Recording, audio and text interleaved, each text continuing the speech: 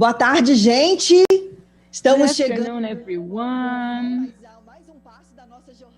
Here's another step on our journey.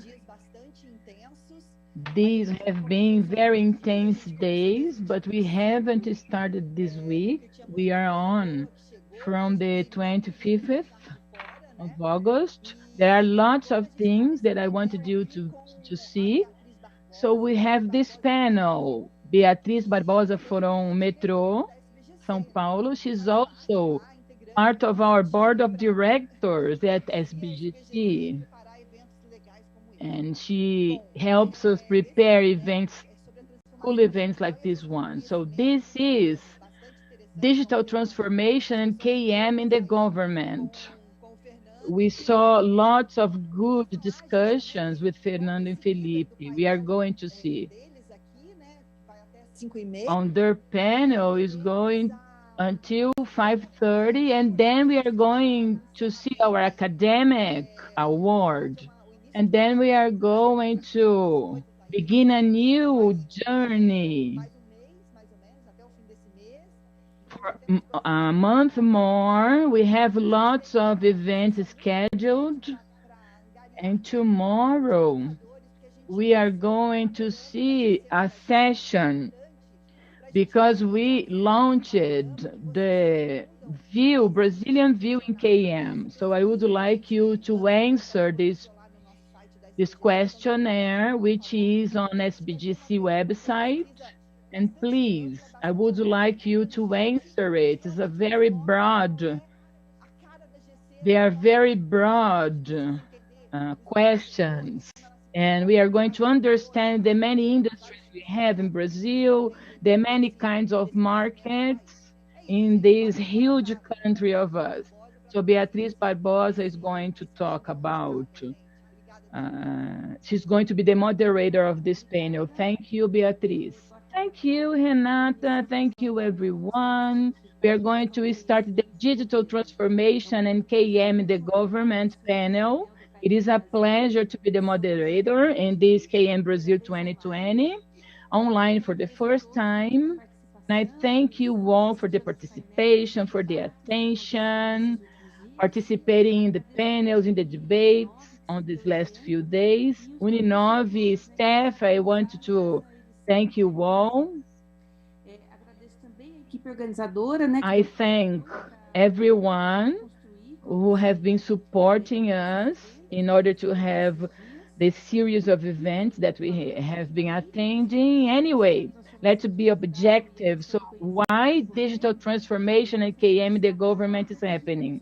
So I would like to highlight the digitalization of the services in the pandemics. And the way we live, study, work have been changing. And this digital transformation that everyone said it would happen in the future. And in some weeks, this transformation happened. So this is what we are going to talk here in this panel. So talking about the KM, the government, we have to say that the public sector and the people who work in these organizations, they were obliged to start adjusting as a survival mode. So they had to adjust the in-person services. They had to implement changes, the service flows in record time. So our objective is to learn about, to talk about these lessons learned, what we should have learned, and all of this to improve citizen life. By coincidence, Public Management blog from Estado de São Paulo wrote an article from João Arthur Reis, wrote, he is the technician who works for the state, and he says the lack of participation from the public administration in technology innovation processes. Government should talk about the qualitative dimensions in the public policies so that the society changes could be set. So there are education, health sectors, and there is the need to ensure that these actions are enhanced. So this article is very interesting, and this is what we are going to talk about here. So for starters, I'm going to present the first panelist, which is Fernando Luzio. O Fernando Luzio é consultor. He's a consultant. Has a degree in business administration. He has a postgraduate studies in business, London and Harvard Business School. He's a professor in the MBA program in Universidade of São Paulo, and he has published 2 books on strategy.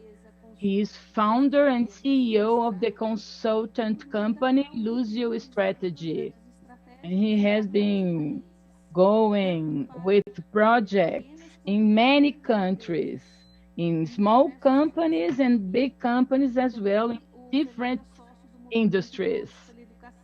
And he is a member in Todos pela Educação project. So Fernando is the one who's going to say now, thank you so much for being here. Good afternoon, Maria Beatriz, Felipe, thank you so much. I thank you a lot on the invite. This topic is very important, which is the transformation centers. We at Luzio have been working in these 19 years with some public sectors as banking, for example, basic sanitation services, education, and other activities and public services. We have worked with Paraná government as well.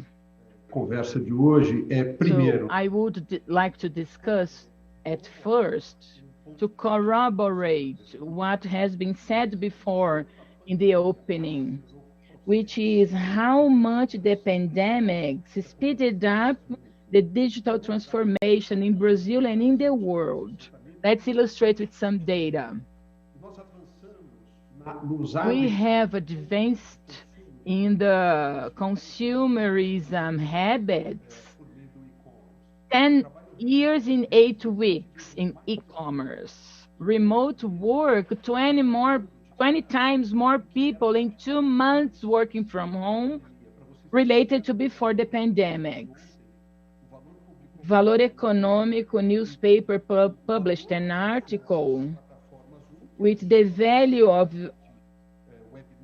the state in the web meeting compared to Zoom. Zoom had value of market of million of dollars, and IBM Zoom overpassed IBM in market value because of the remote work. Nós passamos a ter 250 In 2 weeks, we had 250 million students using these platforms so that they could access knowledge. All of the streaming, entertainment platform, they advanced 7 years, 5 months. And telemedicine multiplied 10 times the doctor consultations in 15 days. So this data is very relevant. The speed was very fast. And digital transformation is what we call a transformation center. It is a concept that we borrowed from geology to explain what is happening. What is a transformation epicenter? So this transformation shows in the center of the Earth and on the underground of the planet a tectonic plate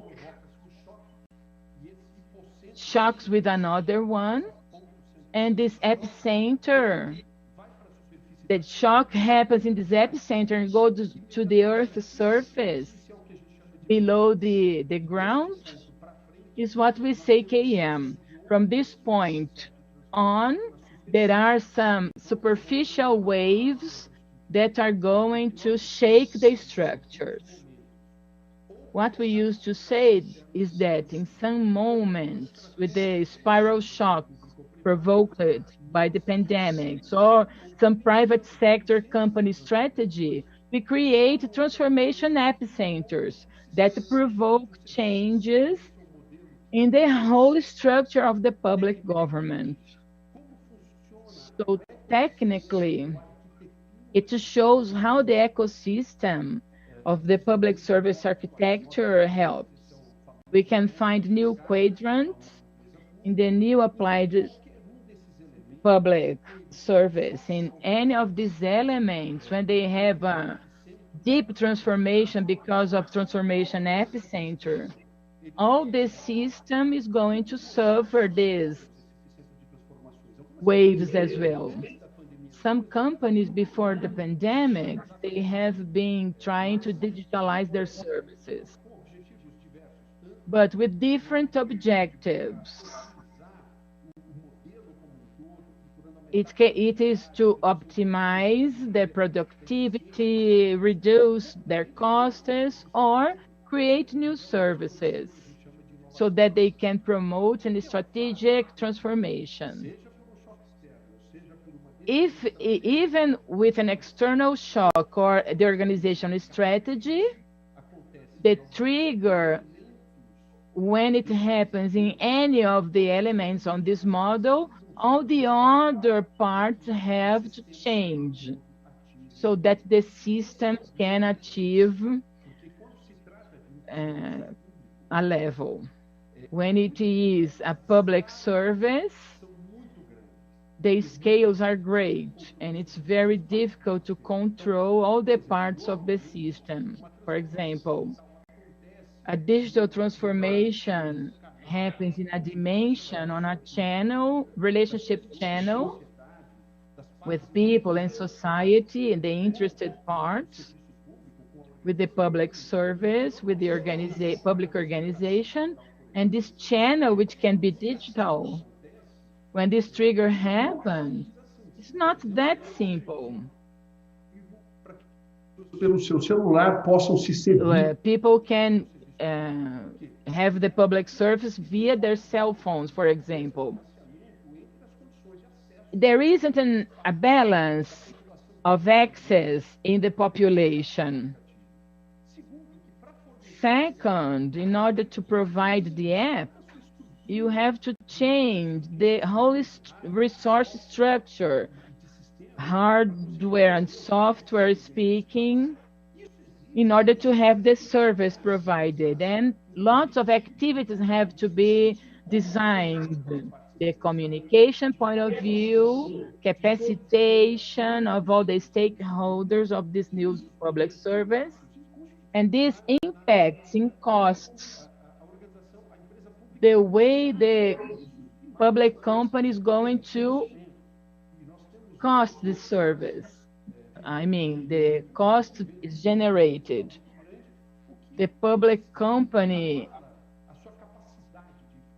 shakens the investment capacity. And because of this, it is needed to have strategic partnership, even with the private sector, so that they can afford these transformation initiatives.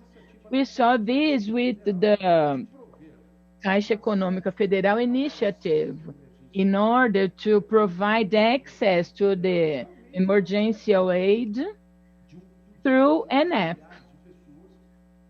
Overnight, 1 million people had to have access to the 600 reais from the governmental aid, when their professional activities had to be paralyzed. So in fact, we could offer this channel.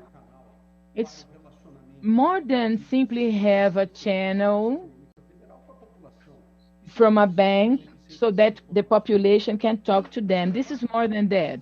And the impact are easily perceivable. Overnight, in few days, 40 million people had to deal with Caixa. It was a big operation, more than 100 million downloads, 1.6 billion visits to the website, 450 million calls asking for help, how to use the platform, 50 million access a day, 50 million simultaneous access, and all of this data show that the public management, in order to provide new services, they face this brutal, huge scale of people who had different levels of knowledge to access the platform. So, Caixa Econômica Bank faced asymmetry of connective. Many people do not have access. They access with a cell phone, which doesn't allow the download of the application. And then many people who got access to this aid, and many other people had to go to the bank in person. And they had to wait a lot to get the money. And this had a very huge number of people going to the bank in person. And then more and more lines, and people couldn't get the money. So at the same time, during the use... Because just for you to have an idea, one of the biggest challenges are about the registration errors to register the customer's email address, and they were not able to contact the bank because you have simultaneously a huge amount of people simultaneously accessing the app. So once it is activated, the servers from Caixa took 17 hours to activate all the configuration and make the service available.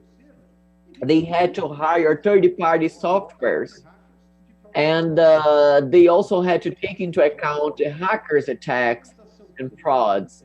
So they had to take into account this whole ecosystem due to a trigger, to an attempt, to initiative which happens in the system.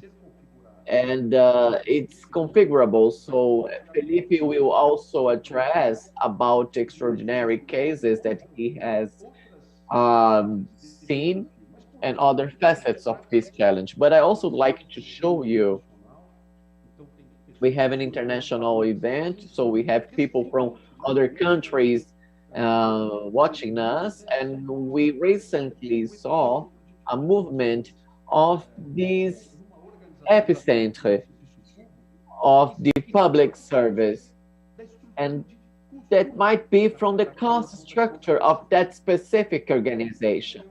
So for instance, once I want to promote a reduction of cost, or if I want to reduce the expenses on the system, then I have to rethink about the whole system, to remodel the system. So we have recently released a quite interesting movement, which is very historical, that NASA and a public-private partnership from Elon Musk, a multimillionaire, they started hiring a private company in order to provide services.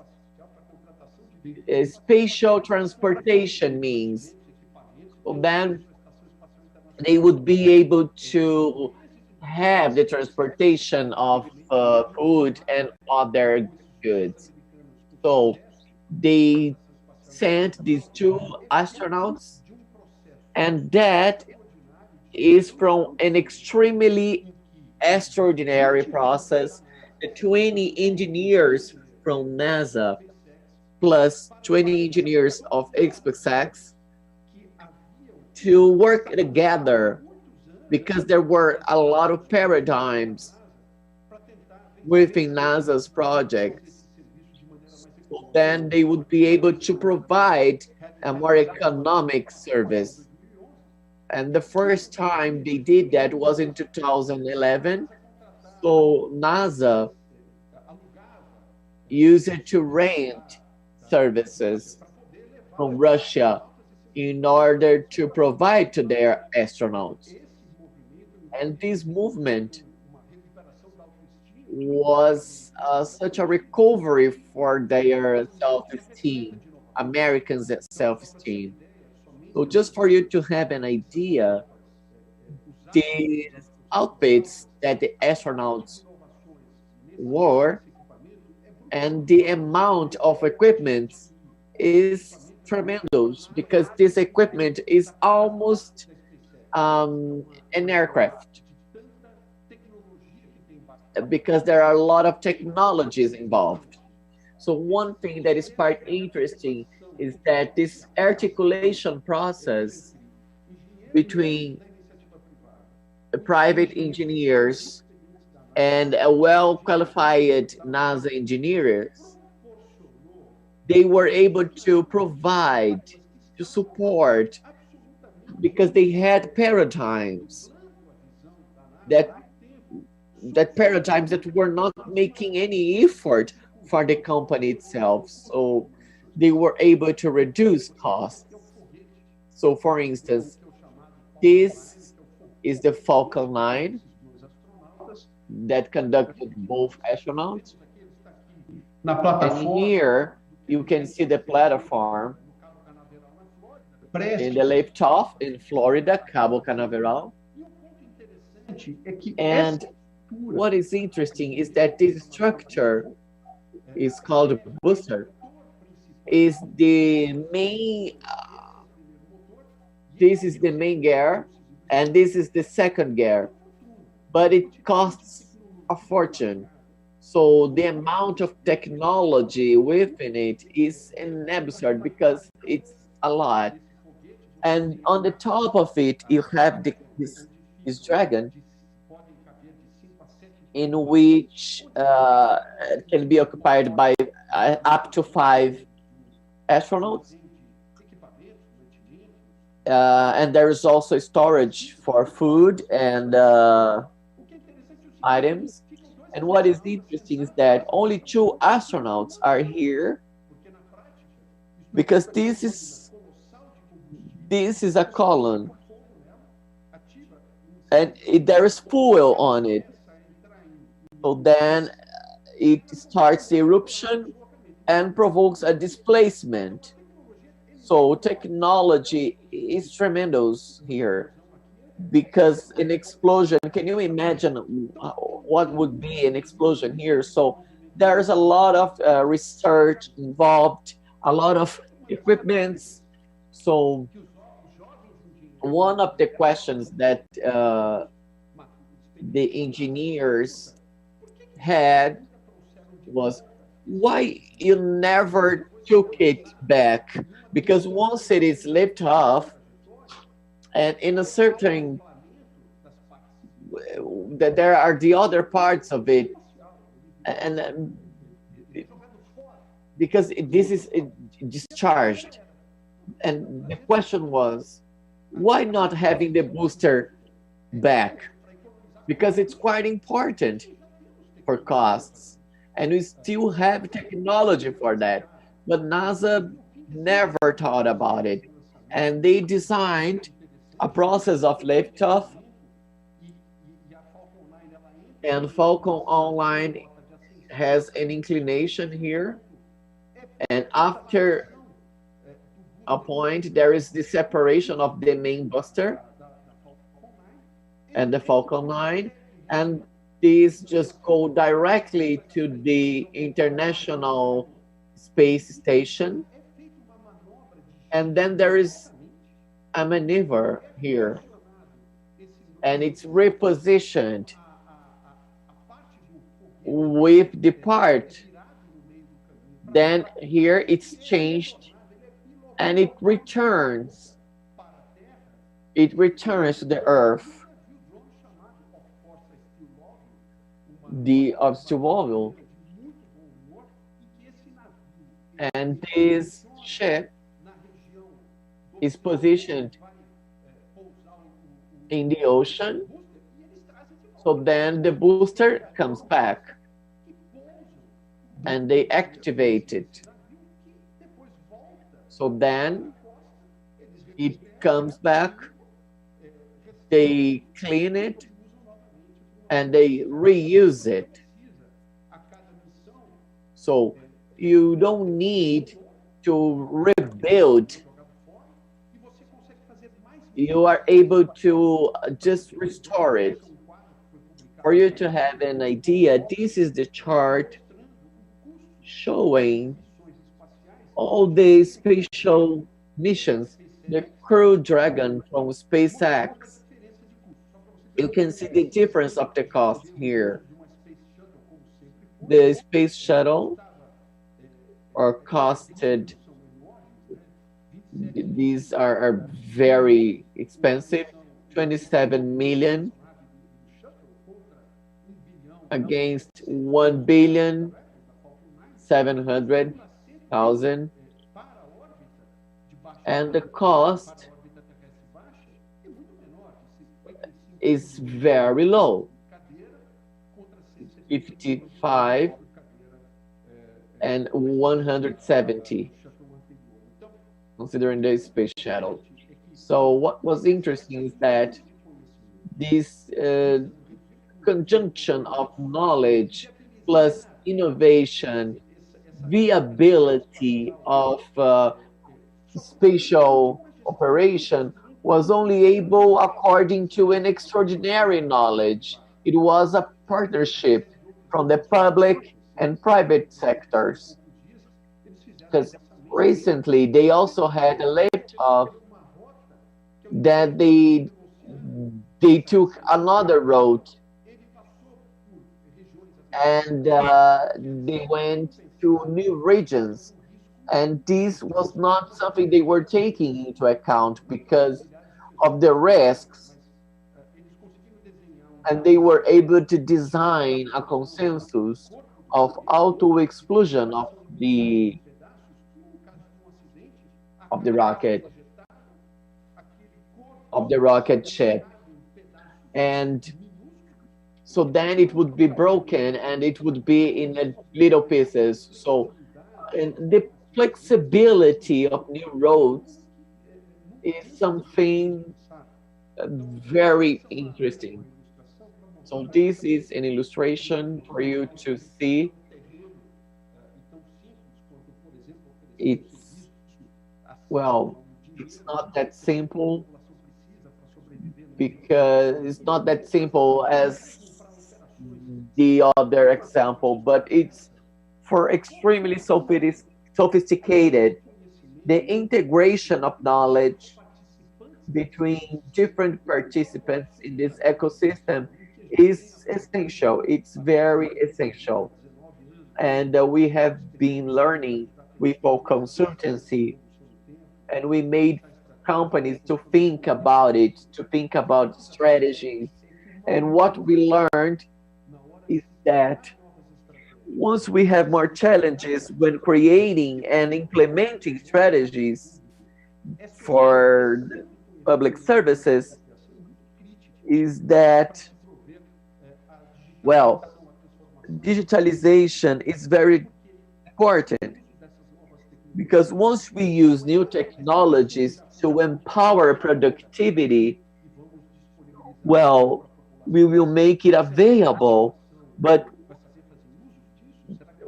is the population going to be able to use that? Do we have a structure for it? Well, there is a scalability, a whole flow for it. It's a platform.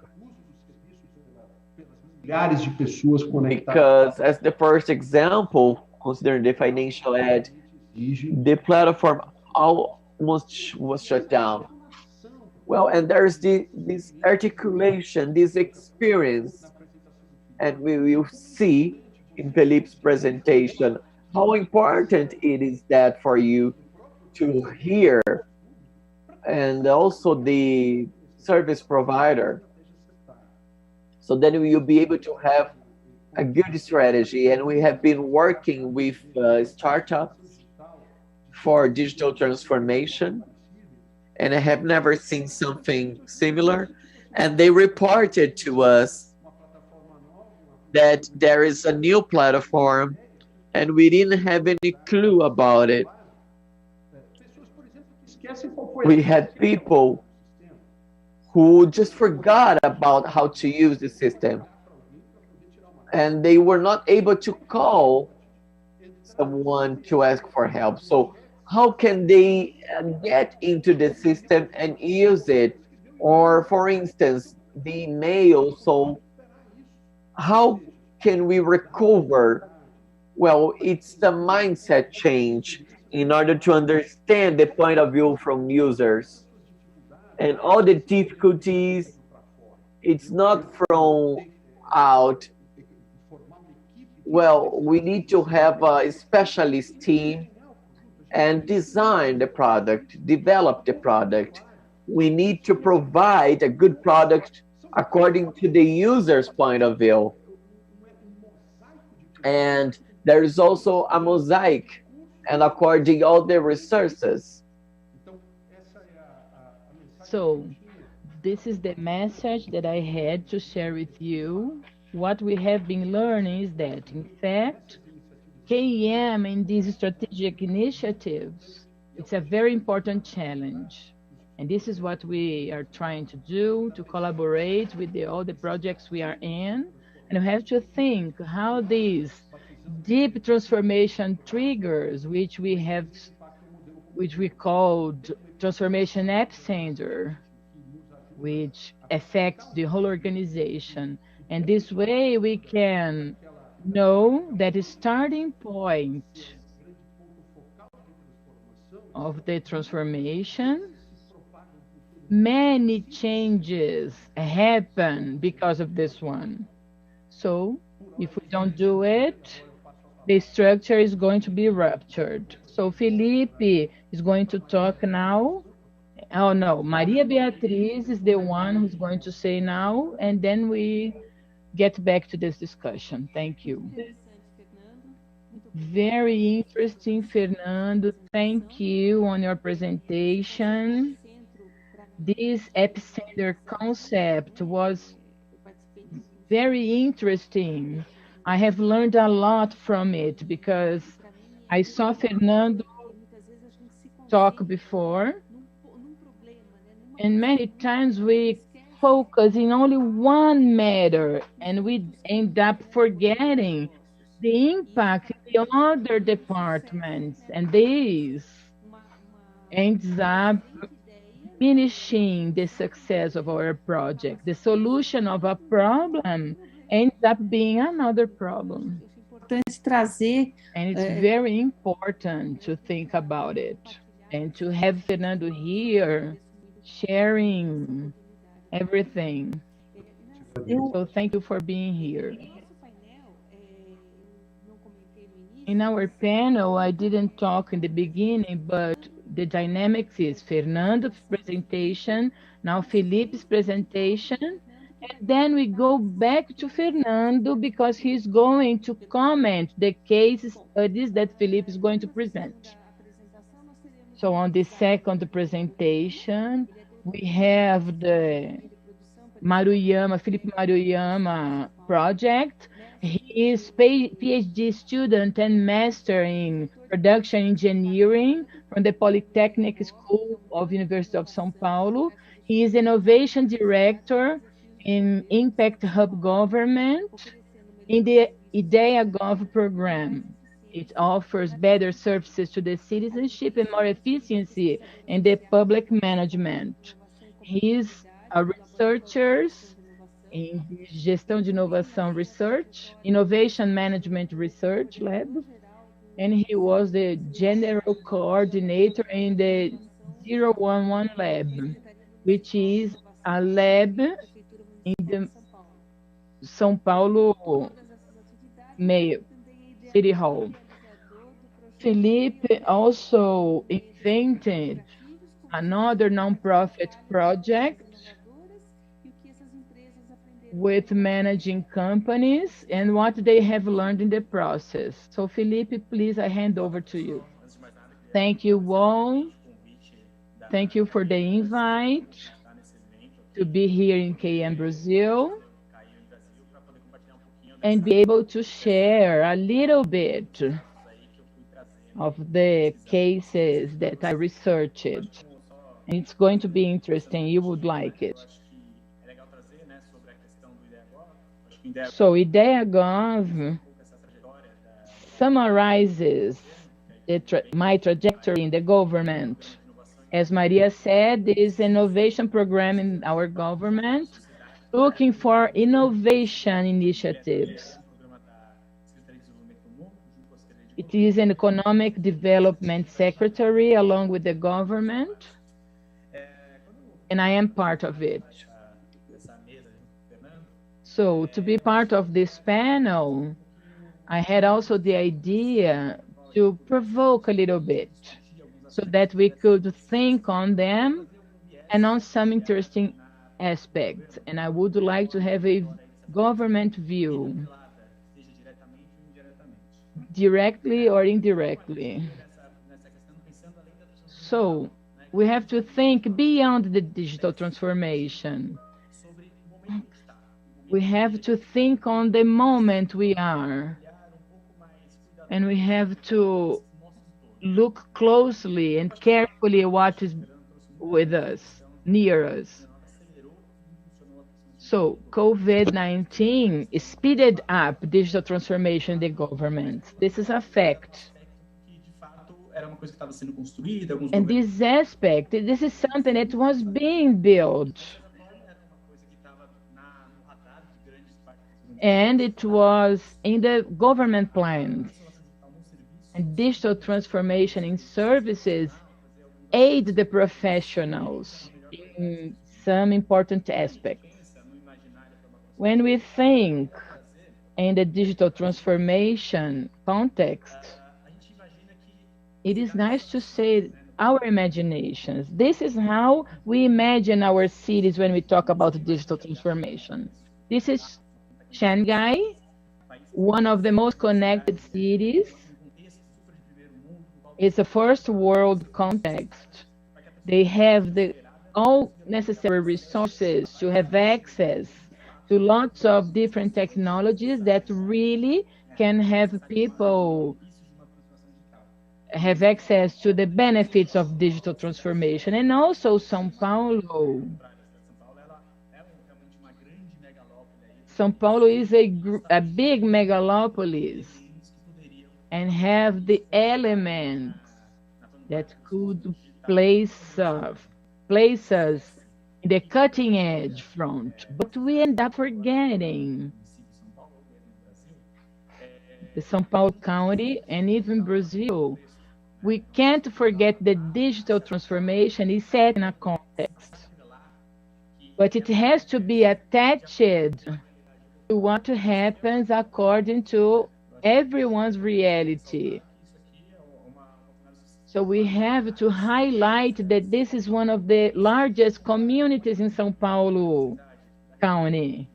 And by comparing with this other picture, super advanced with lots of companies, one of the best connections in São Paulo County, we end up forgetting that this is the largest reality in São Paulo.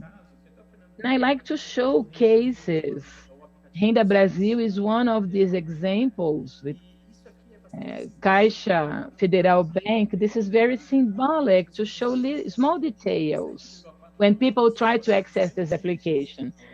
7.4 million people are eligible to live in places that don't have access to the internet, that is not proper one.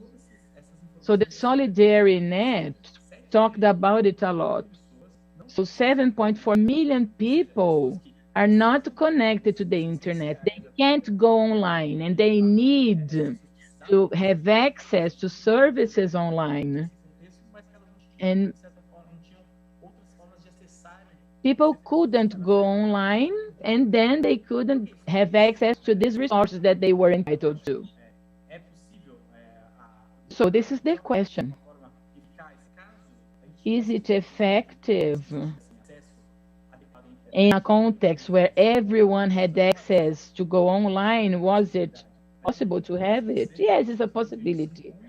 But we can't forget our context.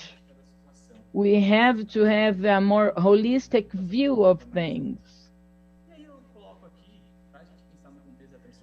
And thinking on digital transformation, how can we get the public managers so speeded up transformation?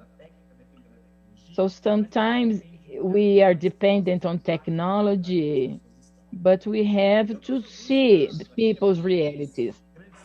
So there are some cases here. So how do we have a people-centered digital transformation? This is more a provocation of trying to establish some rules.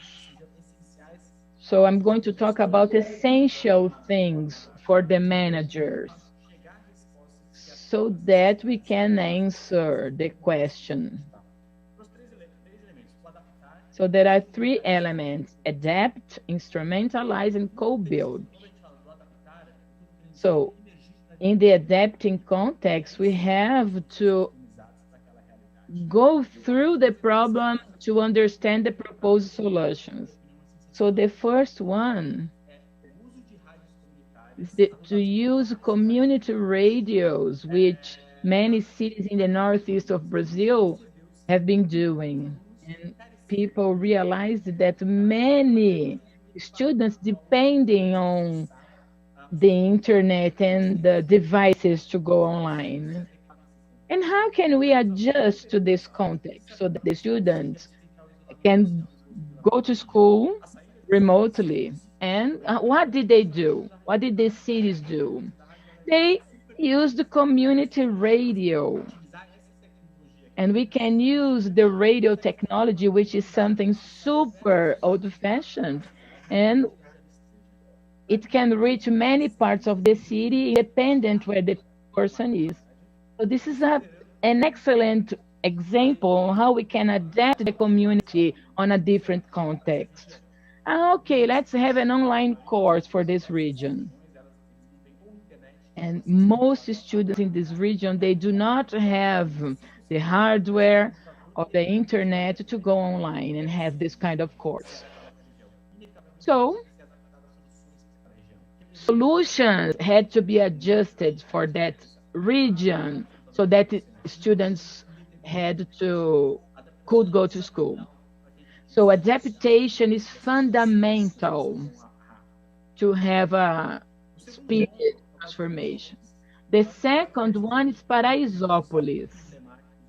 It's a very emblematic case on how a well-organized community can adjust to deal with this crisis that has never seen before.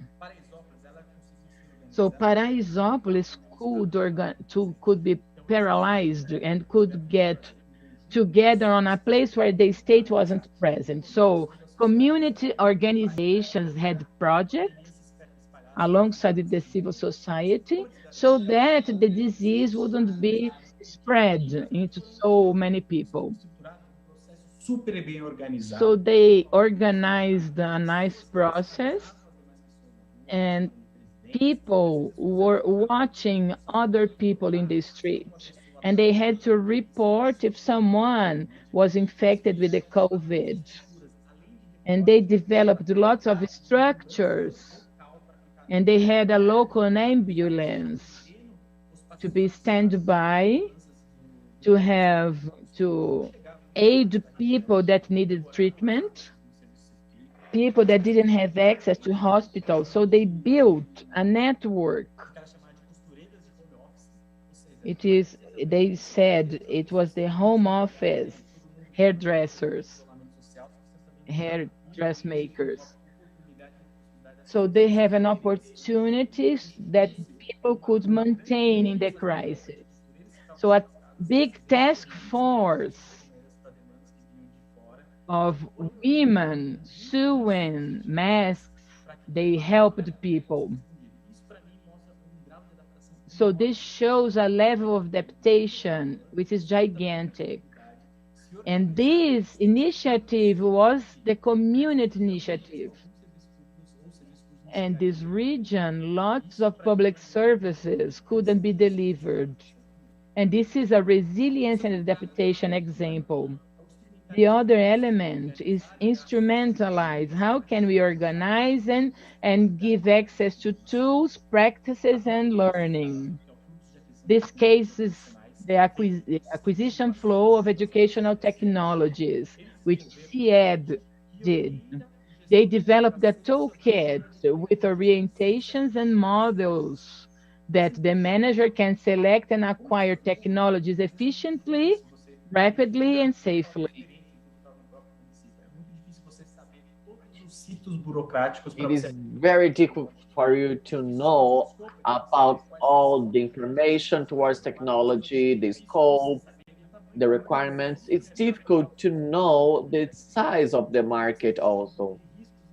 There is a set of risks and uncertainties that you do not have. So how can you get rid of it? Well, this is all about we gather all the information, all the tools. It's very assertive and essential. This toolkit, well, it's a platform and it provides you a set of questions, and then according to your demand, you will answer to it. And it shows and signalizes a very simple example, which is a form. It's very visual. You can input information on it, and at the end, it's going to show you whether what you are searching for exists or not. So the second one that I brought here, and I have spoken about it in another Congress, is the copy cola. Well, it is aimed to have innovation and technology. The innovation is provided by the government. There is no need for a specific structure, but what is curious is that, well, it's a very hard process, and people they miss things, or they are just forgotten. So this is all about how you as a server will have information. So then you don't need to reinvent. So it's a process. And the copy cola is to build ways for you to have a better management processes. So then it's very accessible, and you are not only going to be connected with the material, but then it's a group of people who have a relation. And this co-construir, well, this is essential because sometimes solutions might not attend to the real needs. And the Prato Aberto is an official platform for the announcement of schools menus in the city of São Paulo. And it was created in collaboration with the civil society and developed widely. This is essential. So then there is a transparency in the process and all the required information, and also to have a social monitoring. The process was developed in a lab, and this project is very interesting because it's the data opening, and there is also the collaboration of the civil society. And it's quite nice because so then you will, well, fathers and parents, they use the solution and you can have a social appeal on it. So this is a very good example on how you can bring the society and the population closer to the government. And I also like to mention about the labs, innovation labs.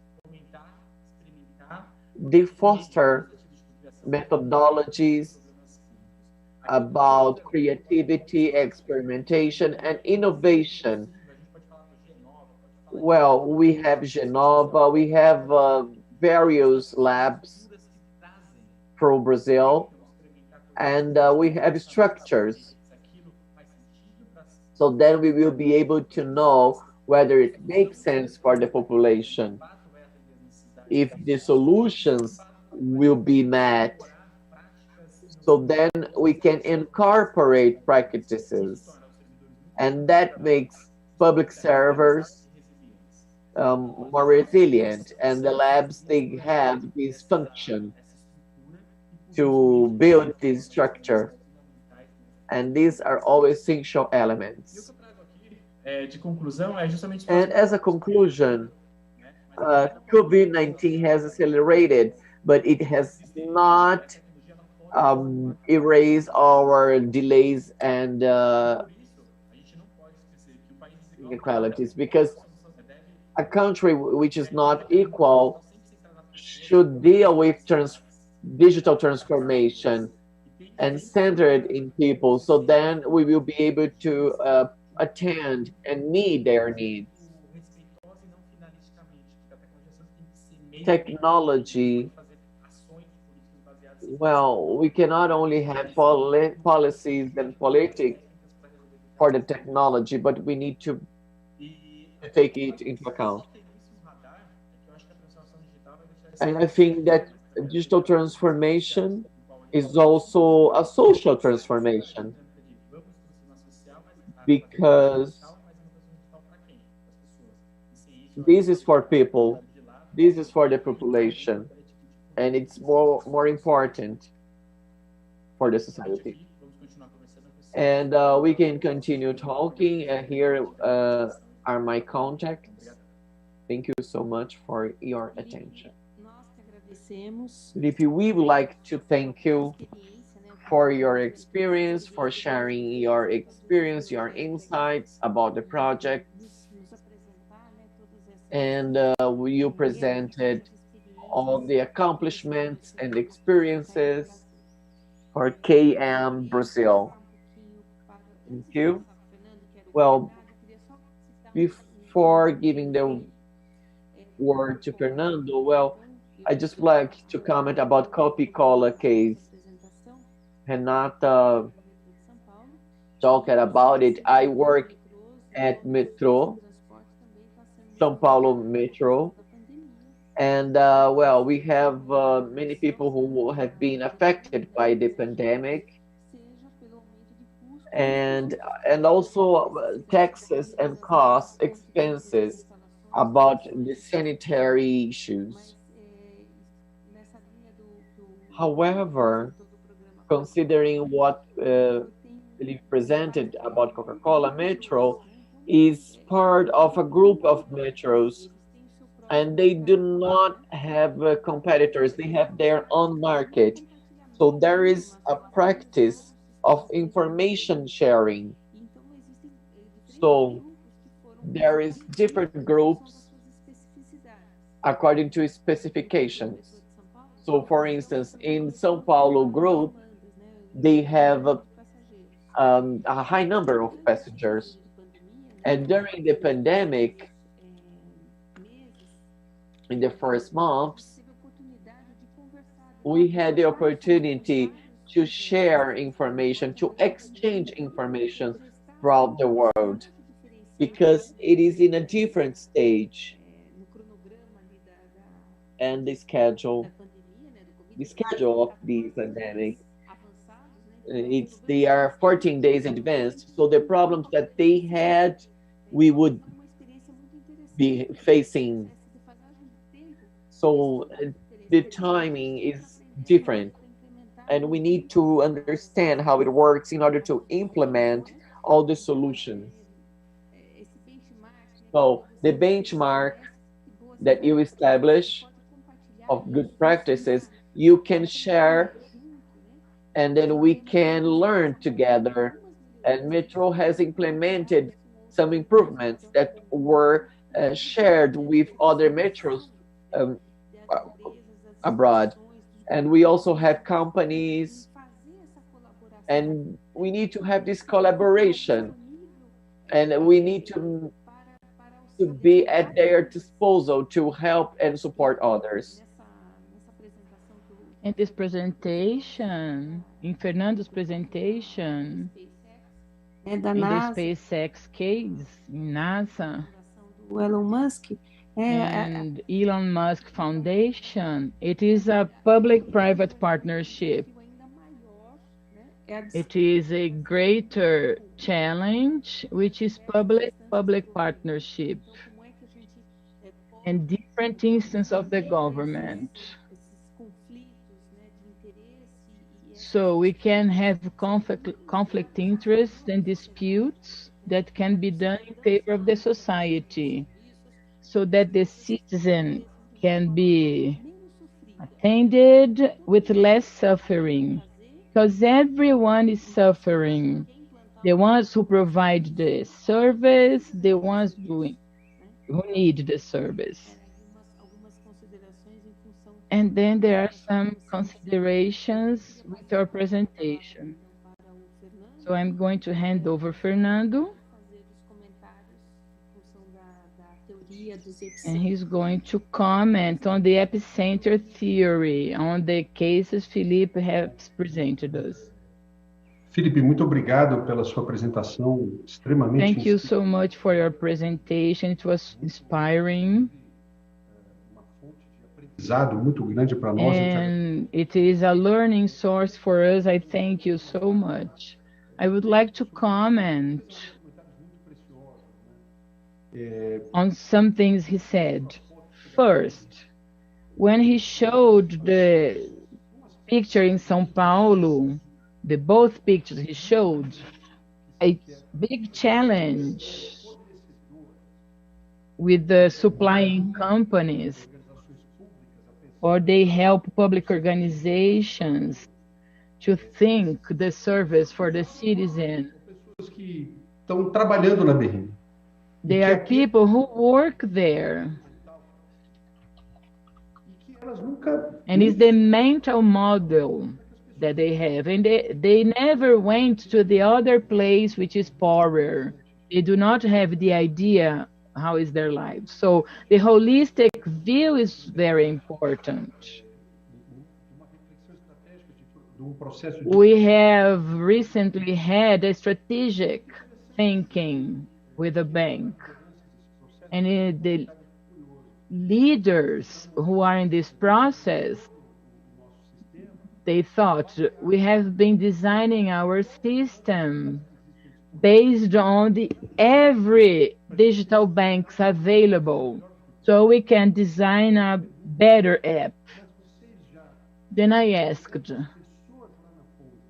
did you see how people on the other end, how they use the systems? What are apps that they use? Which one were successful? Which one weren't? So the challenge is very important. As Felipe said, when you are going to think at Transformation Epicenter, you have to involve in this co-creation all the parts that are going to be involved in the process. The ones that are going to develop the application don't live the same context with the ones that are going to use it. So the organizations that collaborate so that they find solution for public challenges. And we have learned that cooperative learning is a means to an end. They have to look with an empathic eyes and help thinking solutions for the ones who live in these areas who are poorer. And this view, this empathic view, help people think on the person who lives the problem point of view. And this is an interesting matter. So all his examples show important aspects. First, when we showed Canvas business model of organizations, public or private, in education, for example, we have to think on distant learning.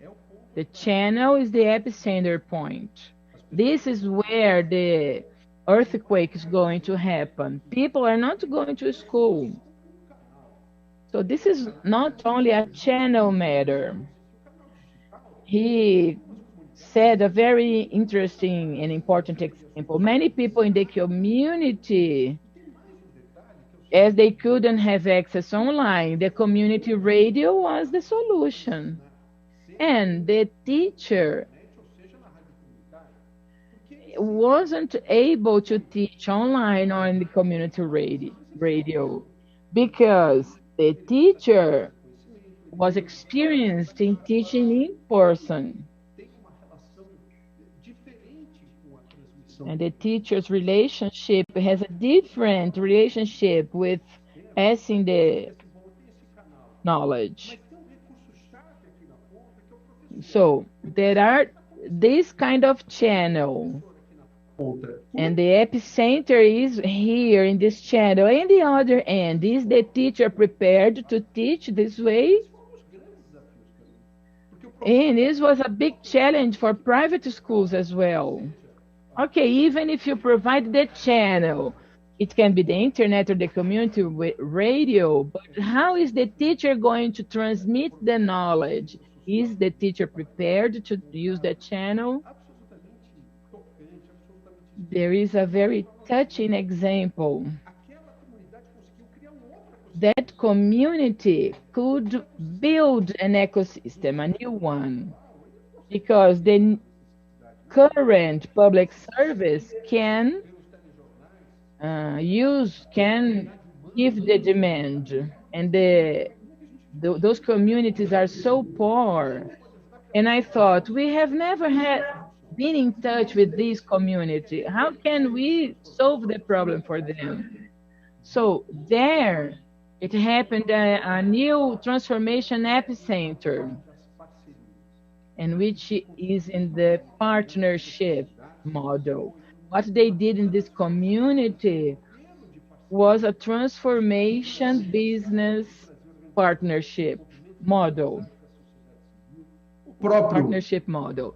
The civil society, the public service got together and could exercise a deep transformation.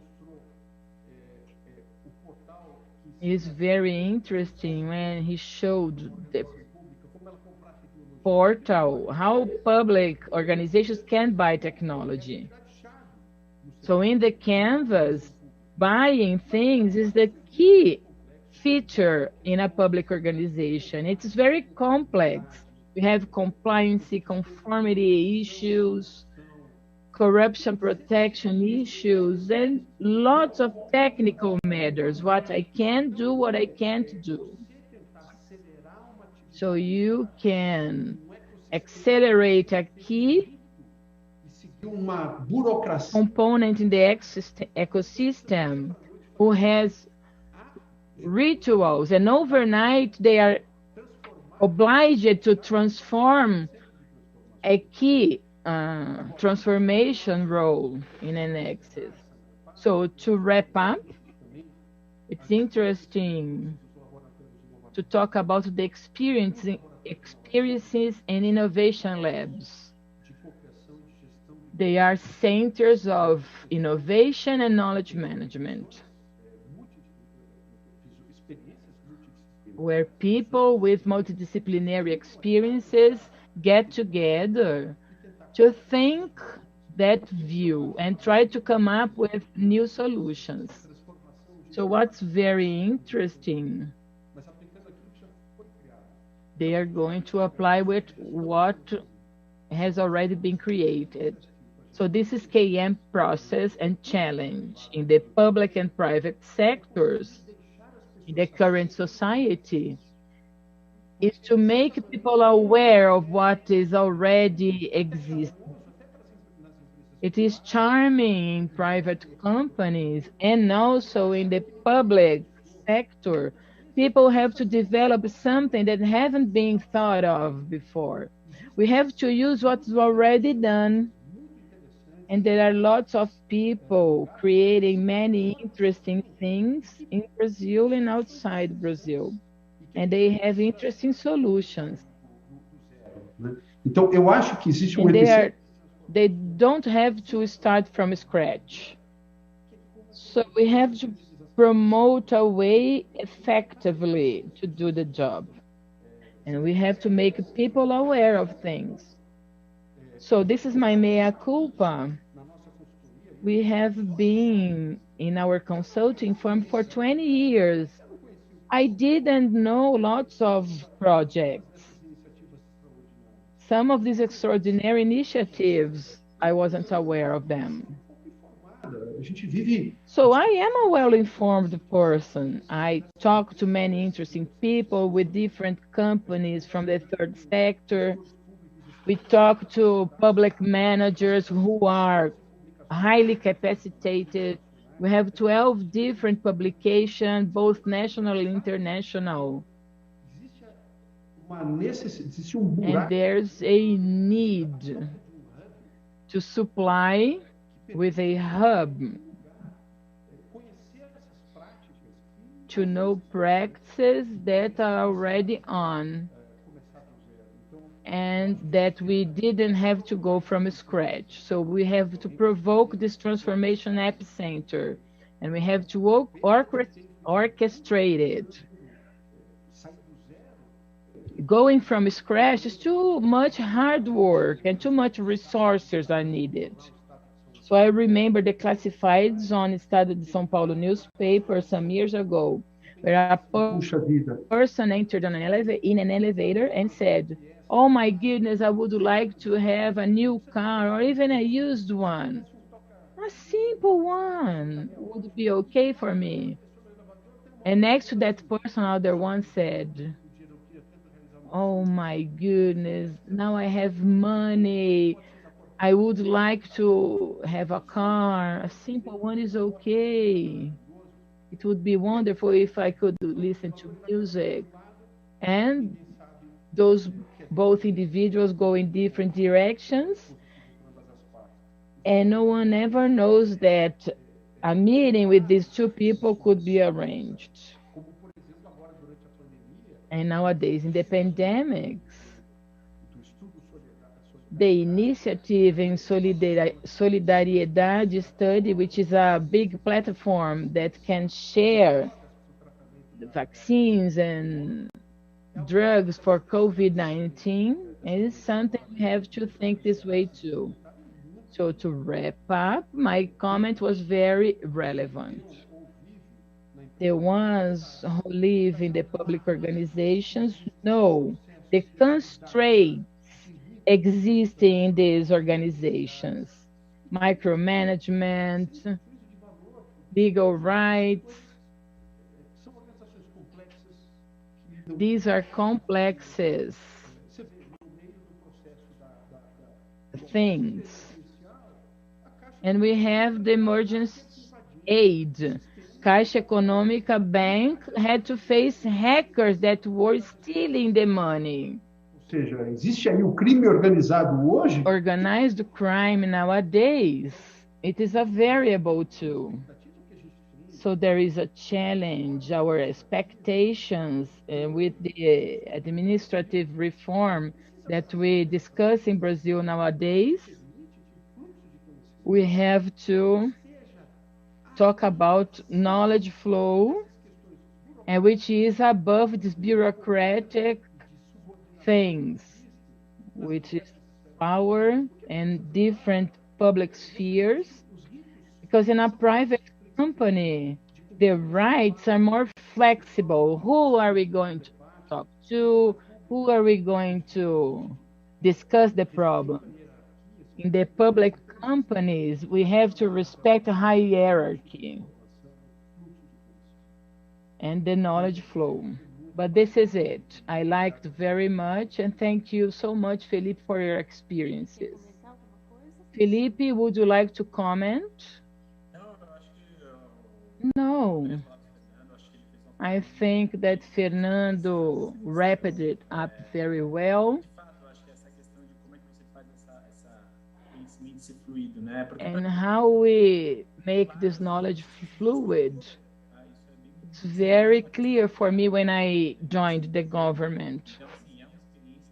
And it's an experience which, in fact, is very meaningful. And this is very interesting. I have been working with this team, and I didn't have these references. And they have a perspective, a complementary perspective towards all the situations, and it's quite nice. I would like to thank Fernando very much for sharing these thoughts and experiences. Thank you. Okay, what we perceived is that all the events during the pandemic, well, we have some requirements that we have identified towards the need of the presence of the students at classrooms, or the need of a person for a medical appointment, a medical visit, and the institutionalization of the telemedicine. So the pandemic has brought opportunities to reveal things that we didn't have before, whether it's in the healthcare system, social assistance, and so on. So all the services that before time were only in person, then it's now became virtual. And the virtualization, well, has established new pathways. So Felipe said that, well, the issue is that, for instance, I can have a distance learning, but it's not about on the computer, but for instance, I can have it using the radio. So we have alternatives that will make easier. And how I will make it easier, because for those who need to receive services. So thinking about these changes and the barriers, the borders, I'd like to make a question for each of you, Fernando and Felipe. For you, considering the new scenario, considering all the transformation, the digital transformation, what are the biggest unmet needs, the barriers? Are they technological, cultural, or social? How do you see these biggest barriers, and what are them? Well, that's a great question. First, I think that we have cultural barriers that might make advances, for instance, distance learning, that might proceed, for instance, education. A cultural barrier, for instance, I have conversation with other teachers and professors, and we have a recent research that showed that more than 80% of teachers said that 80% of students did not learn anything. So there's a huge amount. And the teachers, they want to go back to schools because it's a change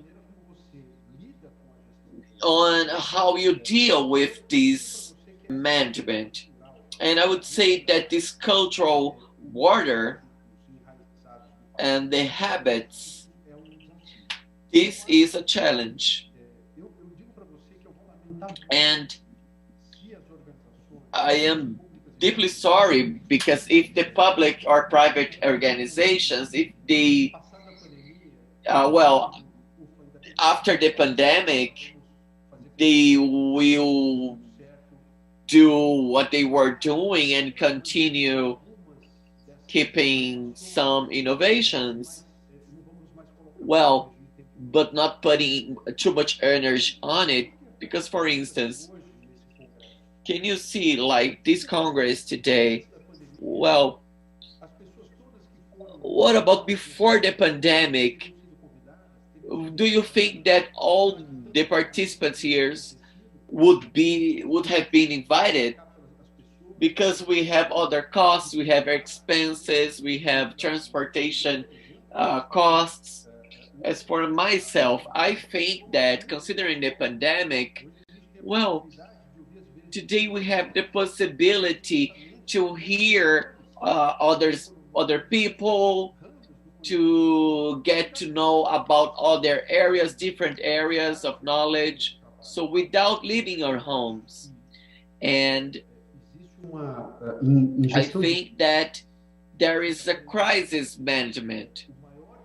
For instance, the biggest challenge in a crisis process, for instance, the pandemic, we are going through a very forced social issue.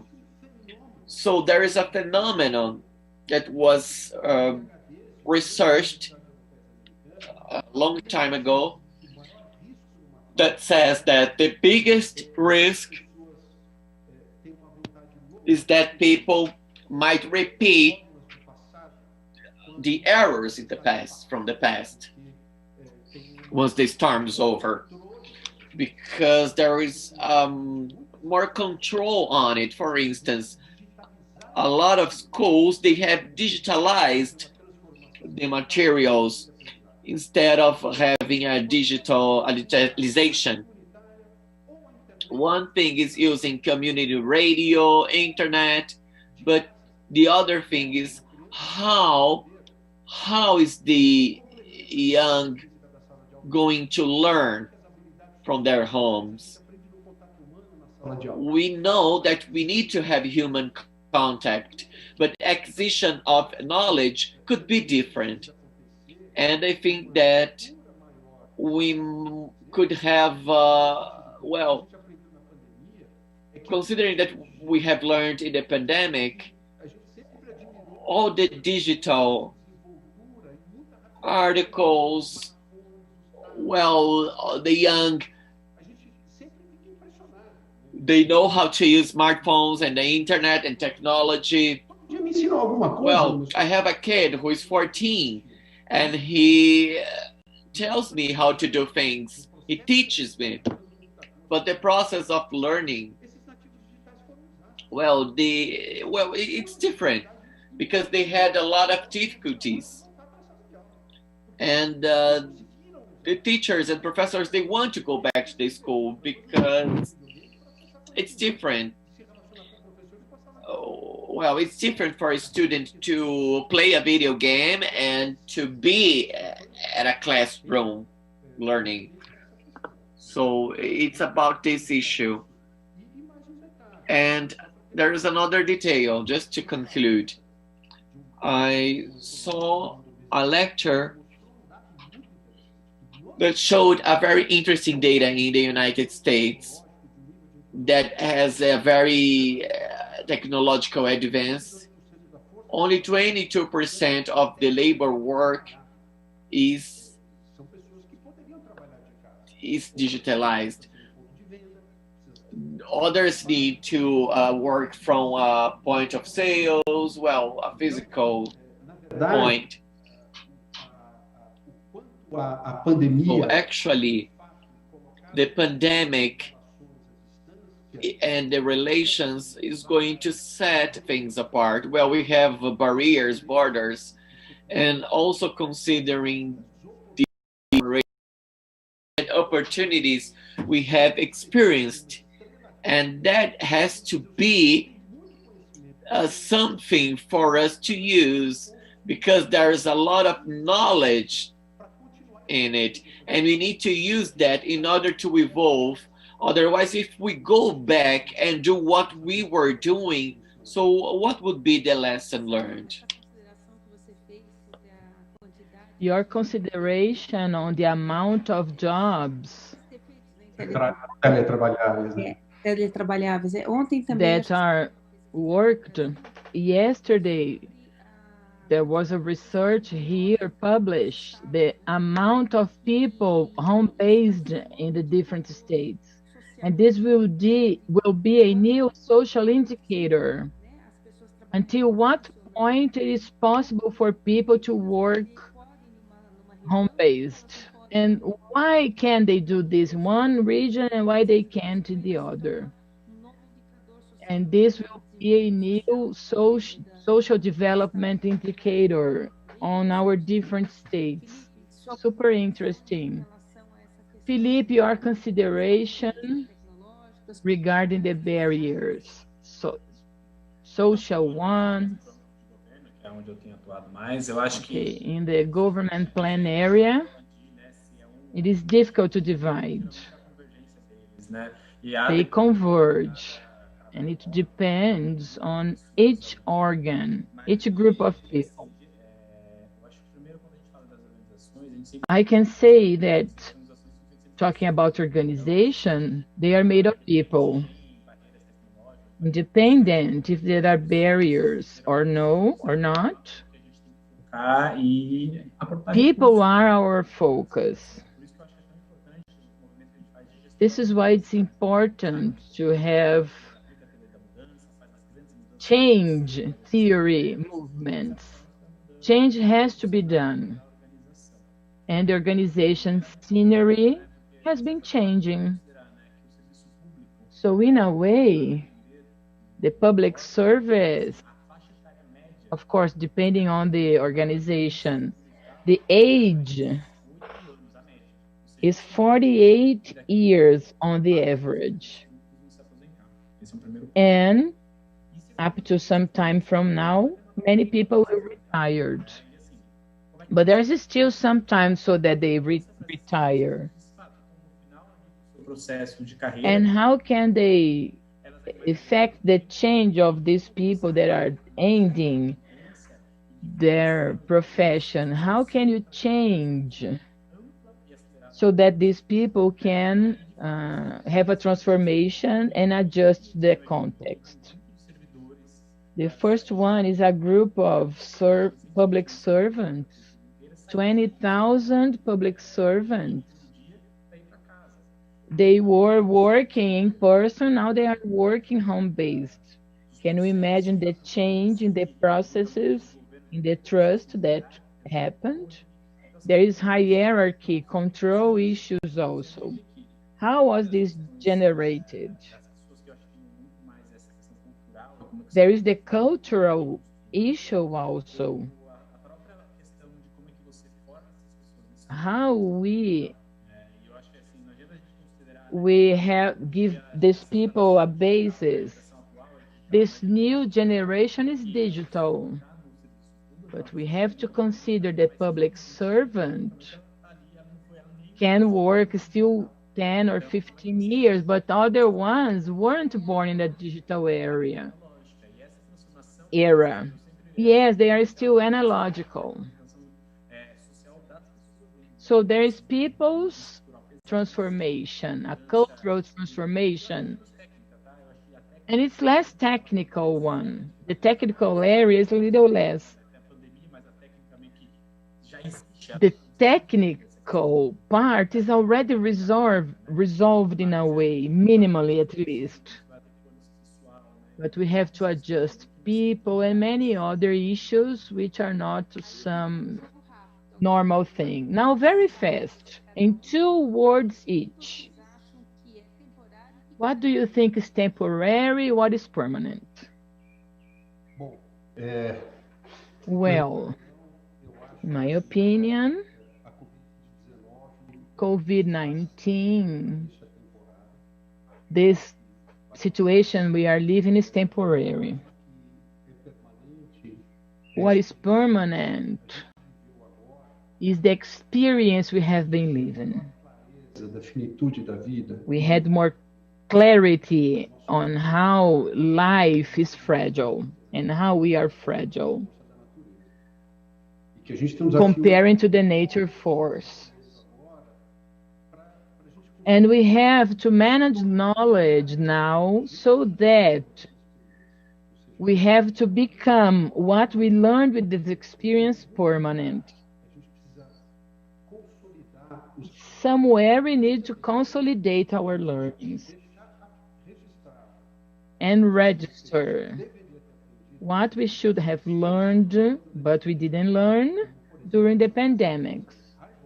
For example, the angry, people getting angry, prejudice, being radical, having extreme opinions, people who can't get along, they end up fighting on social media.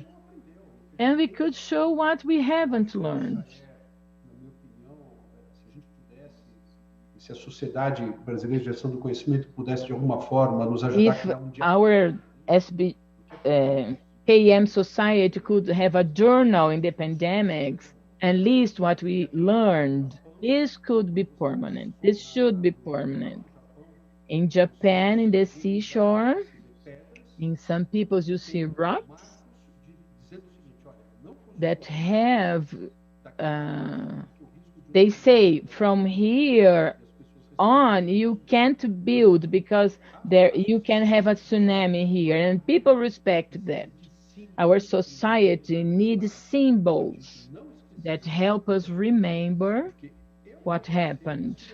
I'm not going to forget, and my daughters know, but then my descendants, will they know about it?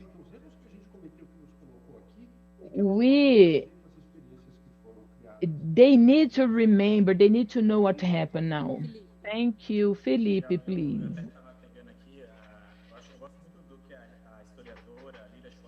I like what Lilian Schwartz said.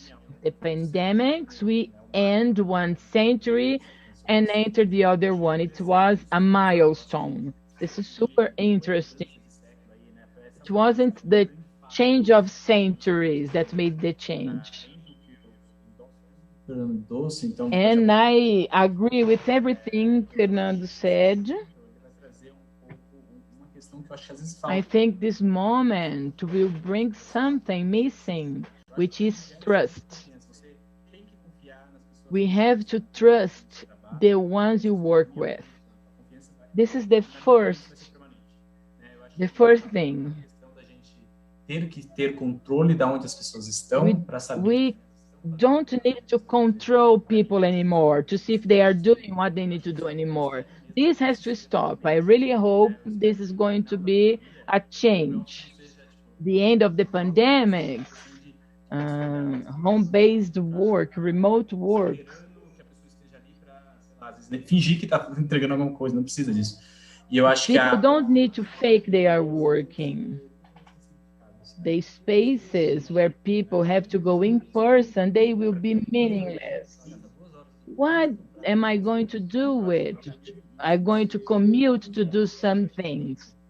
So the time perspective has to be changed. People with the privilege of being home-based, it's much better for them. So we have new meanings for these people. This is going to be permanent. And I hope that the pandemic is temporary. I not hope, I know. And I expect we can manage knowledge very well so that we don't forget what we learned with the pandemic. You can manage our team from a distance.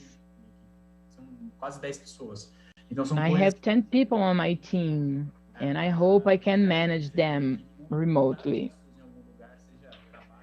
So meet people in person for work or not will have a different value. will have different dynamics and curious how it's going to be. On my view, I hope this collaboration between countries, between peoples is permanent, and researchers from different countries in search of a solution for a common problem. And I hope pandemics is temporary, but this collaboration and trust is permanent. And speaking of which, I would like to thank your collaboration and your presence here, to be accepted the invitation to take part with me, and would like to thank the organization, SBGC, Renata, Fernando, Mariana. They were so dedicated and took care with us so well. Fernando, thank you. Felipe, thank you. And I say goodbye to everyone.